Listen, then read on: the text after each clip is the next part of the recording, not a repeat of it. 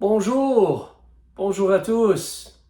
En espérant que vous avez eu une très belle semaine, on peut certainement se réjouir que le Seigneur, en réalité, nous sommes encore plus proches de pouvoir voir le Seigneur face à face. Une autre semaine a passé, nous avons une merveilleuse espérance. En réalité, la maison de Dieu nous attend. En réalité, l'enlèvement nous attend. Alors on se réjouit de la réalité qu'on va partir pour aller avec Jésus et aller au ciel, dans la demeure du Père. Alléluia, on a une grande espérance. Et en plus, ici-bas, certainement le Seigneur, il nous soutient et il nous aide. Alléluia. Alors, nous sommes ensemble pour la leçon numéro 13 et nous voulons parler encore ensemble de la question, si on pourrait dire, quelle part ont nos bonnes œuvres concernant notre salut, quelle part ont nos bonnes œuvres dans notre salut. C'est comme la troisième partie maintenant. Et si tu vois les notes devant toi, en réalité, nous voulons considérer spécifiquement la foi qui sauve produit des œuvres. La vraie foi que Dieu demande, la foi biblique, elle sauve et elle produit des œuvres. L'Esprit de Dieu agit en nous pour nous aider. Alors on va prier. Père, on veut te remercier qu'on peut regarder tes bonnes paroles maintenant ensemble. On prie que tu nous aides, que tu m'aides moi par ton esprit afin de pouvoir bien partager tes paroles. Et je prie que les gens puissent être aidés en leur cœur, en leur esprit, dans leur relation avec toi, dans la foi qu'ils ont. Père, on veut demander ceci pour ta gloire. Instruis-nous présentement, encourage-nous, aide-nous à t'aimer encore plus. Par le nom de Jésus-Christ, nous demandons ces choses. Amen. Amen. Alors, si tu regardes avec moi sur tes notes, nous avons imprimé. La première chose qu'on veut regarder ensemble aujourd'hui, c'est la réalité que, comme on a vu la dernière fois, donc on fait un suivi, on a vu la réalité, une foi ne doit pas être morte en elle-même. Seulement des paroles en l'air, ce n'est pas ce que Dieu demande. Seulement dire de notre bouche, non, nos actions, la réalité que notre cœur croit et donc on agit par l'aide de l'Esprit de Dieu. Alors Jacques chapitre 2, c'est un rappel concernant une foi qui ne doit pas, qui n'est pas morte en elle-même. Parce que Jacques nous dit, tu peux suivre sur ta feuille, Jacques chapitre 2, versets 20 et 27, chapitre 2, versets 17 à 20, excuse-moi. Donc, il en est de même de la foi. Si elle n'a pas les œuvres en elle-même, elle est morte. Non, excuse-moi. Il en est de même de la foi. Si elle n'a pas les œuvres, virgule, elle est morte en elle-même. Mais quelqu'un dira, tu as la foi, et moi j'ai les œuvres. Montre-moi ta foi par tes œuvres, et moi je te montrerai ma foi par mes œuvres. Tu crois qu'il y a un seul Dieu, tu fais bien. Les démons le croient aussi et ils en tremblent. Mais ô homme vain, veux-tu savoir que la foi sans les œuvres est morte? Et le verset 26, car comme le corps sans âme est mort, de même la foi sans les œuvres est morte. On veut bien considérer cela. Deuxième chose qu'on veut regarder, la vraie foi biblique demandée par notre Dieu va produire de bonnes œuvres. Alors, encore là, le verset, il est sur tes notes, si tu as les notes. Seconde épître de Paul à Timothée, chapitre 1, versets 9 et 10. On a déjà vu le verset dans le passé, mais on veut bien réfléchir sur le verset et voir comment il nous enseigne. Alors, on parle de Dieu qui nous a sauvés et nous a appelés par un saint appel, non selon nos œuvres, mais selon son propre dessein. Le mot dessein veut dire plan, selon son propre plan et selon la grâce qui nous a été donnée en Jésus-Christ avant tous les siècles. Dieu, avant que l'homme soit créé, a établi Jésus comme le sauveur du monde. Donc, lorsque tu reçois Jésus comme ton sauveur, Dieu te sauve non à cause des œuvres, alors, mais à cause de sa grâce. Le verset 10, et qui a été maintenant manifesté par la venue de notre Sauveur Jésus-Christ, qui a détruit la mort et mis en évidence la vie et l'immortalité par l'Évangile. Allons voir maintenant en Tite. Si tu peux voir avec moi, donc sur la note, on parle de Tite, chapitre 3. Alors, Tite, chapitre 3, s'il te plaît. Dans ta Bible, la page 306, Tite, chapitre 3, on va regarder ensemble. On va débuter autour du verset 3, si tu me le permets. Je te donne quelques secondes, mais le verset 3 du chapitre 3. Alors, ça nous dit, « Car nous aussi, nous étions autrefois insensés, désobéissants,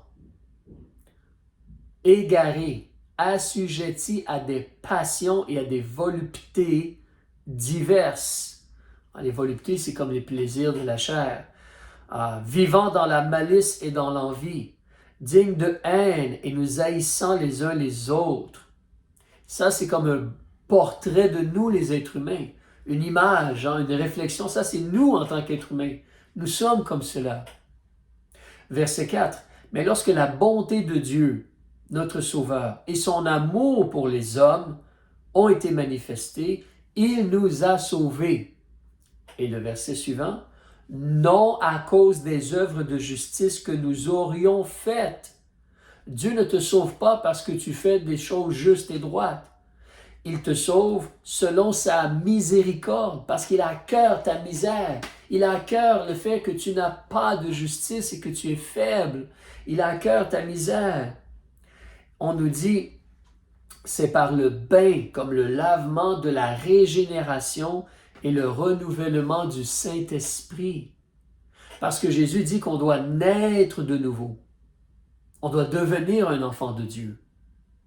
En Jean chapitre 3, il a parlé de cela à M. Nicodème. Et aussi en Jean chapitre 1, on nous dit que chapitre 1, verset 12, Jean chapitre 1, verset 12, tu peux regarder plus tard, mais on te dit qu'à tous ceux qui l'ont reçu, il leur a donné le droit d'être fait enfants de Dieu, savoir à ceux qui croient en son nom. Donc, lorsque tu reconnais qui Jésus est et tu places ta confiance dans la personne de Jésus, tu deviens un enfant de Dieu. Tu as le droit d'être fait enfant de Dieu. On te parle de cela ici, la régénération. Physiquement, tu es né, mais ensuite, le moment où tu demandes à Jésus d'être ton sauveur, où tu places ta confiance dans le sacrifice de Jésus, son sang versé, sa résurrection pour te justifier. Quand tu reçois Jésus comme ton sauveur, on te dit que tu es ramené à la vie, régénéré, né de nouveau. Et ça, c'est le Saint-Esprit qui te ramène à la vie. Le Saint-Esprit vient habiter en toi. Et spirituellement, maintenant, tu es vivant. Tu peux vraiment parler avec Dieu dans la prière. Tu deviens un enfant de Dieu. Tu peux crier « Abba, Père ». Donc, c'est par le bain de la régénération et c'est le renouvellement du Saint-Esprit. Ce n'est pas nous ou ce que nous faisons. Nous demandons, nous réclamons la promesse de Dieu d'être pardonné, d'être sauvé, et il nous ramène à la vie. Verset 6, parlant du Saint-Esprit, donc, qu'il a répandu avec richesse sur nous, par Jésus-Christ notre Sauveur, afin que justifiés par sa grâce, non par les bonnes œuvres, par sa grâce, nous fussions héritiers de la vie éternelle, selon notre espérance. Nous espérons dans le sang versé de Jésus-Christ et nous espérons que Jésus va revenir nous chercher pour nous amener dans la maison du Père, l'enlèvement dont je parlais plus tôt avant. Regarde le verset 8, s'il te plaît. Cette parole est certaine. Ce n'est pas une parole de politicien, ce n'est pas une parole d'homme, c'est la parole de Dieu. Et Dieu ne peut pas mentir. Cette parole est certaine et je veux que tu établisses fortement, solidement, ces choses, qu'on est sauvé par la grâce, qu'on est sauvé par la régénération, qu'on est sauvé non par nos œuvres. Je veux que tu établisses fortement ces choses, afin que ceux qui ont cru en Jésus, en Dieu, s'appliquent à pratiquer les bonnes œuvres. Voilà les choses qui sont bonnes et utiles aux hommes. Remarque ici l'ordre. Premièrement, tu crois ce que Dieu a dit, tu crois ce que Dieu a fait à travers Jésus, tu reçois Jésus comme ton sauveur. Jésus a dit, repentez-vous et croyez à l'Évangile.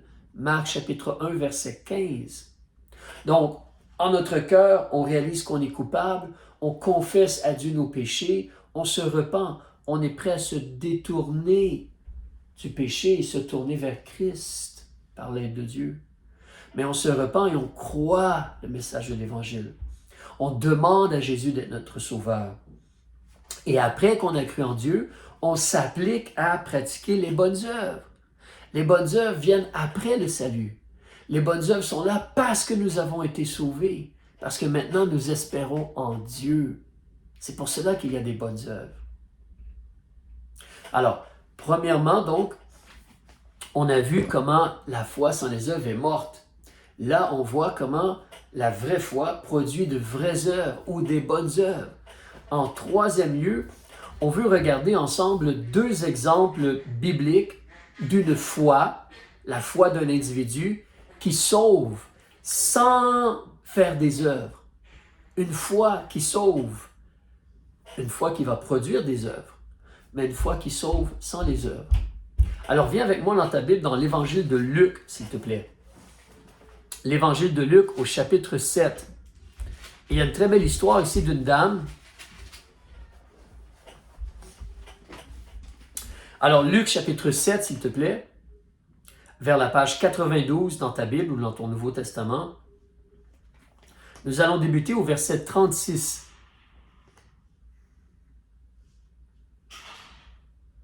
Verset 36, on te dit, « Un pharisien ayant prié Jésus de manger chez lui, il entra dans la maison du pharisien et se mit à table. Une femme de la ville qui était de mauvaise vie. » Donc, ce n'était pas une femme qui faisait des bonnes œuvres, là, malheureusement. C'est une femme connue comme étant une femme de mauvaise vie. Elle a su qu'il était à table dans la maison du pharisien. Elle a apporté un vase d'albâtre. Ça, c'est un genre de marbre, un vase d'albâtre plein de parfums. Et se tenant derrière, aux pieds de Jésus en pleurant, elle se mit à lui arroser les pieds de ses larmes. Ensuite, elle les a essuyés avec ses cheveux. Et elle a baisé les pieds et les a oints de parfum. Le pharisien, il a vu cela, il a dit en lui-même, si cet homme était un prophète, il saurait qui est cette femme qui le touche et qu'elle est de mauvaise vie. Les gens savaient que cette femme-là ne fait pas de bonnes choses, elle ne mène pas une bonne vie. Elle ne mène pas une bonne vie, cette dame-là.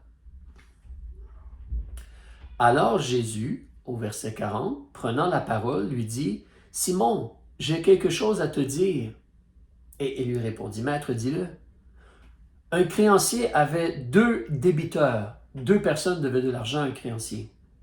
L'un devait 500 deniers et l'autre 50.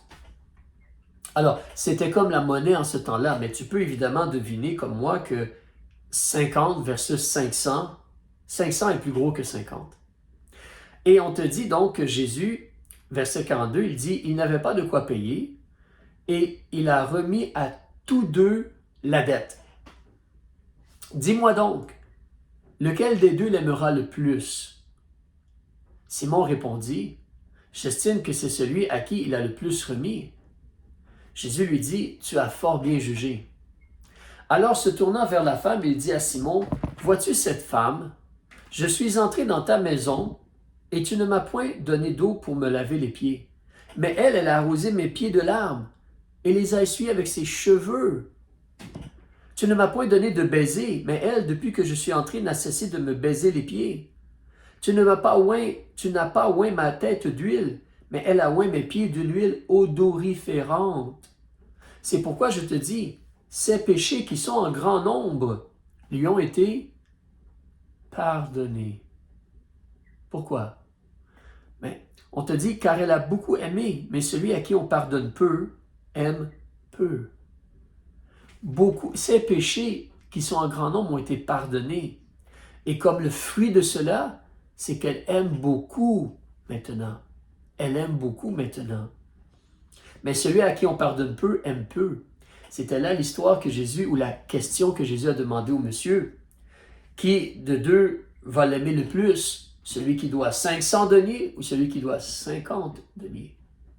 Celui qui devait 500 deniers va être plein de joie et plein d'appréciation et d'amour pour ce monsieur-là qui lui remet sa dette, n'est-ce pas? On a une énorme dette pour nos péchés devant Dieu. On est énormément coupable devant lui. On a brisé ses lois. Mais il pardonne. Et donc nous l'aimons beaucoup et nous le servons avec tout notre cœur et notre capacité avec l'aide de son esprit dans notre imperfection. Continuons au verset 49. Puis Jésus, il dit à la femme, « Tes péchés te sont pardonnés. » Et ceux qui étaient à table avec lui se mirent à dire en eux-mêmes, « Qui est celui-ci qui même pardonne les péchés? » Écoutez bien ce que Jésus dit à la femme en terminant ici dans le chapitre, le verset 50. Mais Jésus, il dit à la femme, « Ta foi t'a sauvée. Va-t'en en paix. » Va-t'en en paix. Alors considère, mon ami, considère, cher ami, cette dame-là n'est pas connue comme une femme de bonne vie. Elle n'a pas fait de bonnes œuvres, là. Elle est vraiment coupable devant Dieu. Mais Jésus lui dit, ta foi t'a sauvée. Va-t'en en paix. Ta foi t'a sauvée. Madame, vous êtes sauvée. Vous êtes délivrée du jugement. Vos péchés ont été lavés. Votre dette, elle est payée. Madame, vous avez été sauvée à cause de votre foi. Ta foi t'a sauvée. Va-t'en en paix. Évidemment, maintenant, parce que tu aimes Jésus, tu agis. Mais c'est comme toi et moi. Ce qui nous sauve, c'est notre foi en Jésus. Et maintenant, on peut aller en paix. Alléluia. On peut aller en paix maintenant. On est en paix avec Dieu. On est en paix avec Dieu. Dieu a pardonné, oublié, effacé nos péchés par le sang de Christ. Réjouis-toi. Alléluia. Réjouis-toi. Tes péchés ont été pardonnés. Va-t'en en paix maintenant. Ta foi t'a sauvé. Wow. Regardons un deuxième exemple. Toujours en Luc, chapitre 23, si tu avances avec moi, s'il te plaît. Luc, chapitre 23, s'il te plaît. Un petit instant. Désolé. Luc, chapitre 23. Alors, regardons. On va débuter au verset 39. Donc, ici, dans l'histoire, Jésus, il est cloué sur la croix. Et si tu te rappelles, en réalité, sur la croix, en réalité, il y a 3 croix. Jésus est au milieu, il me semble, et il y a un larron ou 2 larrons, un de chaque côté. Donc, des voleurs, des criminels. Ils sont là, un de chaque côté. Alors, au verset 39, on te dit, page 124, Luc 23, chapitre 23, verset 39. On te dit, l'un des malfaiteurs qui était pendu l'outrageait aussi, comme il parlait avec un manque de respect envers Jésus, en disant, si tu es le Christ, sauve-toi toi-même et nous aussi. Mais l'autre larron, le reprenant, lui dit, ne crains-tu donc point Dieu, car tu es condamné au même supplice. Et pour nous, c'est avec justice, car nous souffrons ce que nos œuvres méritent, mais celui-ci n'a fait aucun mal. Porte attention. Le deuxième larron, donc, maintenant, il a la crainte de Dieu. Ça, c'est important, la crainte de Dieu. Il a la crainte de Dieu et il réalise qu'il mérite ou qu'il a ce qu'il mérite, parce que Dieu est juste. Ses œuvres font en sorte qu'il doit être puni et mériter le jugement, la mort. Nos œuvres font en sorte que nous méritons la mort éternelle, le feu éternel, l'étang ardent de feu et de soufre, la seconde mort. Nos œuvres, nos pensées, nos paroles, nos actions font en sorte qu'on mérite la mort. Il faut accepter ce que Dieu dit et se voir, se reconnaître coupable, craindre Dieu, confesser à Dieu nos péchés. Tu vois que cet homme-là, il est comme repentant. il réalise qu'il a fait le mal, puis il ne veut pas continuer à faire le mal. Il dit à cet homme-là, pourquoi tu agis comme cela? Regarde, nous, on a ce qu'on mérite, mais arrêtons, comme il ne veut plus faire le mal par l'aide de Dieu. Et il se tourne vers Jésus. Alors, il dit au verset donc 42, parce que, rappelle-toi, excuse-moi, au verset 41, à la fin, il dit clairement, celui-ci, là, comme Jésus, n'a fait aucun mal. Il réalise que Jésus est innocent. Jésus est innocent, pur et sans péché.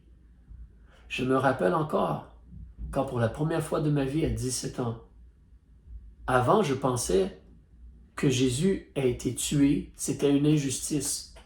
Et j'avais énormément j'avais beaucoup de haine ou un sentiment comme d'injustice, un sentiment de rébellion envers le monde, le système de ce monde. Regardez ce qu'on fait, regardez comment on agit, regardez comment on a traité Jésus. Lui, il n'a fait que du bien, pourquoi on l'a tué? Mais je ne comprenais pas. Je n'avais pas entendu encore le message de l'Évangile. Mais à 17 ans, j'ai lu un traité. Et en lisant le traité, on me disait, où j'ai réalisé, l'Esprit m'a convaincu. Christ est mort pour toi, Éric, à ta place. Toi, tu es coupable. Toi, tu mérites le feu éternel. Je ne veux pas aller dans le feu éternel. Mais Christ a pris tes péchés. Christ est mort à ta place, à toi, Éric. Crois-tu cela? Oh, je comprends maintenant. C'est pour ça que Jésus est mort. Oui, je crois cela. J'ai besoin de cela. J'ai invoqué le nom du Seigneur. J'ai demandé à Jésus de me sauver de l'enfer, de devenir mon sauveur. Il m'a sauvé. Il a changé ma vie. Alléluia. Si tu as cru, il t'a sauvé la vie. Il veut te changer. Il est en train de te changer. Alors, donc, celui-ci n'a fait aucun mal. Verset 42. Et il disait à Jésus, le larron dit à Jésus, « Seigneur, souviens-toi de moi quand tu seras entré dans ton règne. » Wow! Cet homme-là réalise que Jésus est le Seigneur. Cet homme-là réalise que Jésus est le seul qui peut délivrer ou te permettre d'entrer comme dans le royaume de Dieu. Il espère en Jésus. C'est ce que Dieu demande de nous. Cet homme-là, donc, il dit cela à Jésus. Note, écoute la réponse de Jésus au verset 43. Jésus lui dit, « Non, tu dois aller faire plusieurs bonnes œuvres avant. » Ah, je fais une farce. Il ne dit pas cela. Jésus lui dit, « Je te le dis, en vérité, tu seras aujourd'hui avec moi dans le paradis. » Tu seras aujourd'hui avec moi dans le paradis. Tu vois, cet homme-là, il est 100% assuré d'aller dans la maison de Dieu. Il est sauvé. Jésus n'a pas dit tu es sauvé, mais il a dit tu vas être avec moi au paradis. C'est la même chose là. Mais Jésus lui dit aujourd'hui, parce qu'ils sont en train de mourir sur la croix là. Ils souffrent et ils sont cloués là, puis ils souffrent et ils meurent, puis ils se parlent entre eux. Mais Jésus lui dit aujourd'hui tu seras avec moi dans le paradis. Cet homme-là est assuré d'une place au paradis. Mais voilà, cet homme-là est un criminel. Il n'a pas fait de bonnes œuvres. Et même là, il est cloué sur la croix. Il ne peut même pas descendre et être baptisé. Le baptême n'efface pas tes péchés. Le baptême n'a pas de part non plus dans ton salut. Le baptême, c'est parce que tu as été sauvé. Tu t'identifies à Jésus et tu te fais baptiser. Tu es comme descendu dans l'eau, comme Jésus a été enseveli, et ressorti de l'eau comme Jésus est ressuscité en vie nouvelle. C'est une illustration, une image, un symbole. Tu fais cela après que tu as été sauvé. Mais le baptême ne te sauve pas et n'efface pas tes péchés, ni les bonnes œuvres. Mais si tu te tournes vers Jésus, si tu te repens et tu te tournes vers Jésus et tu crois en lui, il te garantit une place dans le paradis. Alléluia. Amen. Une dernière chose, donc quatrième chose qu'on veut voir, les promesses de Jésus-Christ. De Luc, avançons un peu dans Jean, vers le chapitre 3, s'il te plaît. Un peu rapidement, le temps avance. Le temps avance toujours quand on a du plaisir, n'est-ce pas? Alors, Jean chapitre 3, donc verset 16, si tu regardes avec moi, s'il te plaît, nous connaissons bien ce verset, je pense. Mais Jean chapitre 3, verset 16. Alors, croire en Jésus te permet d'avoir la vie éternelle. Verset 16, car Dieu a tant aimé toi, le monde, qu'il a donné son Fils unique, afin que quiconque, comme toi là, croit en lui, ne périsse point. Périr, c'est mourir, mais qu'il ait la vie éternelle. Si tu crois qui Jésus est, ce qu'il a fait, sa mort, son ensevelissement et sa résurrection pour toi, tu as la vie éternelle. Tu lui demandes et il te donne la vie éternelle. Verset 17, car Dieu n'a point envoyé son Fils dans le monde pour condamner le monde, mais afin que le monde soit sauvé par lui, et non par les bonnes œuvres. Celui qui croit en lui n'est point condamné, mais celui qui ne croit point est déjà condamné. Ce n'est pas une question de combien de biens tu as fait, ou combien de bonnes œuvres tu as fait, ou combien d'argent tu as donné. Est-ce que tu crois qui Jésus est? Est-ce que tu as placé ta confiance en Jésus? As-tu reçu Jésus comme ton sauveur personnel? Avançons dans Jean chapitre 3, verset 36, si tu tournes ta page. Jean chapitre 3, verset 36. Tu as quelque chose de similaire encore. Celui qui croit au Fils a la vie éternelle. Si tu crois au Fils, tu as la vie éternelle. Mais sinon, qu'est-ce qu'il y a? La colère de Dieu demeure sur toi. La colère de Dieu demeure sur toi, sinon. Mais si tu crois qu'il est. Regarde dans Jean chapitre 6, excuse-moi, c'est parce que le temps avance. Jean chapitre 6, verset 40, page 137. Encore une promesse de Jésus. C'est ici la volonté de celui qui m'a envoyé, que quiconque contemple le Fils, regarde et reconnaît, puis est émerveillé, puis veut le recevoir, là, quiconque contemple et croit en lui, est la vie éternelle, et je le ressusciterai au dernier jour. Verset 47 est similaire. En vérité, je vous le dis, celui qui croit en moi a la vie éternelle. Ce sont les promesses de Jésus. Si tu crois qu'il est et tu places ta confiance en lui, tu le reçois et te donne la vie éternelle. D'un autre aspect, on peut réaliser aussi que croire en Jésus nous délivre du jugement. Recule au chapitre 5, le verset 24. Chapitre 5, verset 24. Une promesse de Jésus encore. En vérité, je vous dis que celui qui écoute ma parole, tu écoutes ce que Jésus a dit. Il a dit qu'il est le sauveur du monde, qu'il est venu mourir pour nos péchés, qu'il donne sa vie en rançon pour nous. Si tu écoutes sa parole et tu crois à celui qui m'a envoyé, tu crois que le Père a envoyé le Fils comme le sauveur du monde, alors tu as la vie éternelle. Et regarde, il ne vient point en jugement, mais il est passé de la mort à la vie. Si tu crois que Jésus est le Père qui a envoyé Jésus, il n'y a plus de jugement. Parce que Jésus a pris ta condamnation, ton jugement, sur la croix, au complet. Alléluia, merci Jésus. Alors c'est pour ça, après tout ce qu'il a fait pour nous, il faut qu'on l'aime et qu'on essaie de le servir. Nous sommes imparfaits, nous sommes faibles, mais le cœur, la passion, le désir, « il a fait tellement pour moi, je veux essayer de l'aimer et être fidèle. » Où tu es là, autour de toi. Amen. Amen. Si tu regardes dans Jean chapitre 8, on va terminer bientôt, Jean chapitre 8, le verset 24 à la page 141, s'il te plaît. Verset 24, on te dit, c'est Jésus qui parle, il dit, c'est pourquoi je vous ai dit que vous mourrez dans vos péchés, car si vous ne croyez pas ce que je suis, vous mourrez dans vos péchés. Note ce que Jésus dit. Il ne dit pas si vous ne faites pas assez de bonnes œuvres, ou si vous ne gardez pas tous mes commandements, ou si vous n'observez pas les sacrements comme dans l'Église catholique romaine ou quoi que ce soit. Non. Il dit, si vous ne croyez pas ce que je suis, c'est là que tu meurs dans tes péchés. Parce que le seul qui peut couvrir tes péchés, pas les bonnes œuvres, pas ton obéissance, pas de l'argent que tu donnes, le seul qui peut couvrir tes péchés, c'est Jésus par son sang. Le seul qui peut ôter l'agneau de Dieu qui ôte le péché du monde, c'est Jésus le Christ. Une dernière promesse et on termine dans l'épître de Jean maintenant, donc vers la fin de ta Bible, un peu avant le livre de l'Apocalypse. L'épître de Jean, la première, tu veux la page 342 s'il te plaît. Page 342, le chapitre 5. 1 Jean chapitre 5 s'il te plaît. Alors, tu veux regarder au verset 10 avec moi, on parle du témoignage. Qu'est-ce que Dieu a dit? Le témoignage de Dieu. On te dit, celui qui croit au Fils de Dieu a le témoignage de Dieu en lui-même. Celui qui ne croit point Dieu le fait menteur, puisqu'il n'a pas cru au témoignage que Dieu a rendu de son Fils.